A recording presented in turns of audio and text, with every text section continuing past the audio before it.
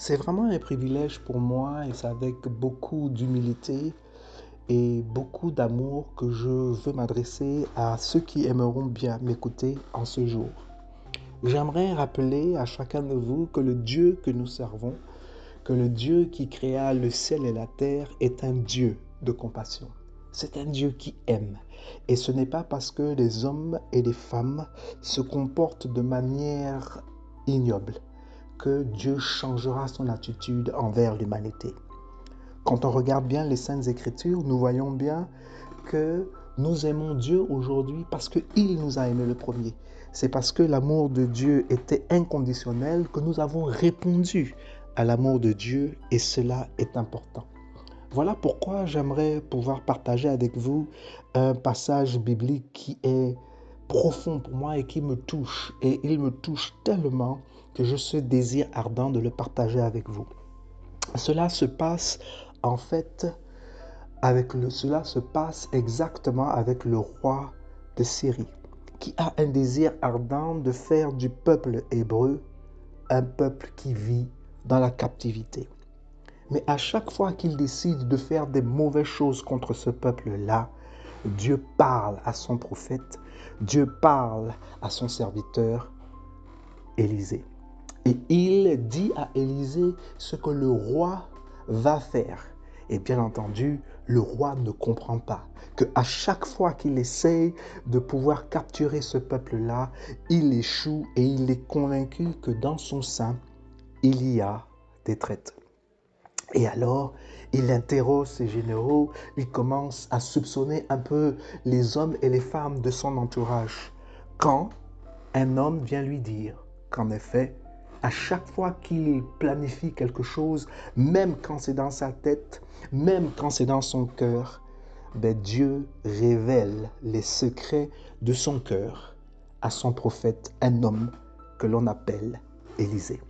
Alors le roi de Syrie décide qu'il va attaquer la ville où se trouve Élisée, qui va entourer la ville. Et son but est de capturer Élisée. Et alors qu'il planifie ce plan-là, alors qu'ils entourent toute la ville, le serviteur d'Élisée voit cette multitude de soldats entourer la ville. Pris de panique, il va vers le serviteur de Dieu, vers le prophète, et lui dit: regarde toute cette armée qui est en train de se former et en train de nous encercler. Et ce qui est intéressant, c'est l'attitude d'Élisée. Élisée lui dit que ceux qui sont avec nous sont plus nombreux que ceux qui sont contre nous. Et en d'autres termes, Élisée se met à prier pour son serviteur afin que son serviteur puisse voir aussi ce que lui, il voit. En effet, si Dieu est pour nous, qui peut être contre nous? Et c'est aussi une réalité. Si nous parlons à Dieu et que Dieu nous parle, que nous avons une conversation avec Dieu, que nous avons une communion avec Dieu et que nous marchons avec lui et que nous sommes avec Dieu, que nous avons une intimité avec notre Créateur, de qui aurons-nous peur? La vérité, c'est que nous ne craindrons rien et nous ne craindrons personne. Alors, Élisée éleva la voix et se mit à prier. Et lorsqu'il pria, tous ces soldats ont été frappés d'aveuglement. Ils ne pouvaient plus voir. Et là, Élisée est sorti de là où il était pour se rendre et se mettre au milieu d'eux et de guider ces hommes qui étaient venus pour le capturer. Qu'est-ce qu'il décide de faire? C'est de les amener vers le roi. Et le roi, surpris de voir l'armée d'un roi ennemi, là devant lui, incapable de se défendre parce qu'ils ne pouvaient voir à leur merci. Et il demande à Élisée: que devons-nous faire? Et Élisée, dans sa sagesse inouïe, lui dit: il faut qu'on les nourrisse. Il faut que l'on leur traite bien. Quand bien même ils nous font du mal, nous allons leur faire du bien. Et c'est ce qui s'est passé. Élisée et bien entendu le roi et la ville qu'il voulait attaquer et détruire se sont mis à nourrir ces soldats-là.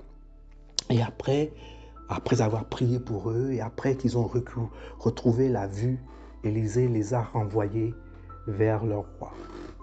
plus jamais ce roi-là n'envoya des soldats pour attaquer la ville d'Élysée.